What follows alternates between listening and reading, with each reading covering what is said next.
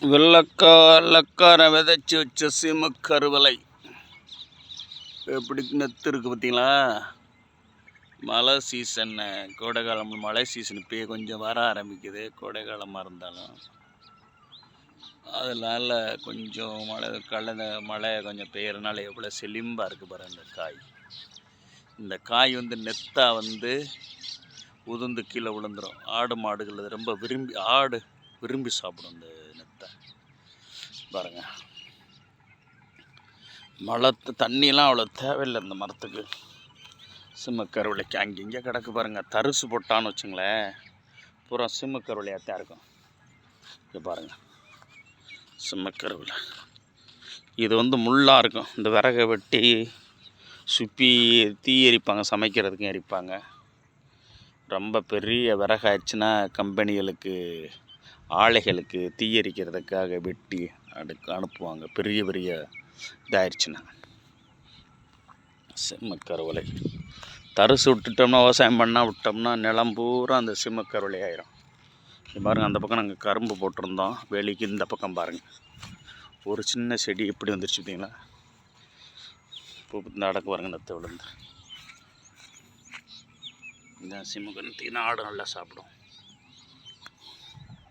பூ பார்த்தீங்களா? இதுதான் சின்ன பிள்ளைங்க சின்ன வயசில் அந்த பூவை பிடிங்கி அழகாக உட்காந்து சோறு சமைக்கிறேன்னு சொல்லி இதெல்லாம் வச்சுருப்பாங்க. கூட்டு அப்படின்னு சொல்லி வச்சுருப்பாங்க. அதில் அப்படியே வரிசையாக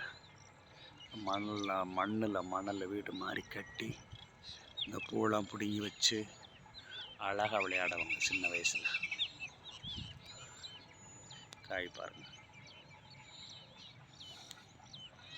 பூ சீமக்கருவலை. பார்த்தீங்களா?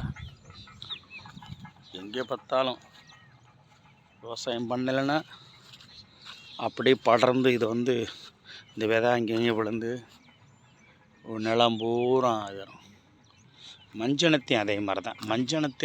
மஞ்சனத்தம் பழம் கருப்பாக இருக்கும், அவ்வளோ டேஸ்ட்டாக இருக்கும் சாப்பிட்றதுக்கு. இது எங்கள் ஊரில் நிலங்களில் அது பாட்டுக்கு விதை விழுந்து அப்படியே முளைச்சிரும். அழகாக இது நல்லா அந்த மரம் இந்த வெட்டி கம்பு இதெல்லாம் அழகாக இதெல்லாம் முள் இருக்காது, பிடிக்கிறதுக்கு இங்கே முள் இருக்காது, அழகாக இருக்கும்.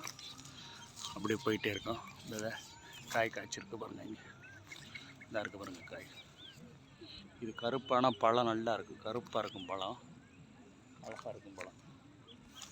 மஞ்சனத்தி இதுவும் நிறையா எங்கள் இடங்களில் நிறைய கிடக்கும். மஞ்சனத்தி காய் பாருங்கள், பழம் அழகாக இருக்குங்க. மஞ்சனத்தி பழம் கருப்பாக அழகாக இருக்குங்க சாப்பிட்றதுக்கு. பழம் இங்கே பாருங்கள், காய் சரிங்களா? காய் எப்படி இருக்கு பாருங்கள். தேங்க்ஸ் ஃபார் வாட்சிங் மை சேனல். தேங்க்யூ.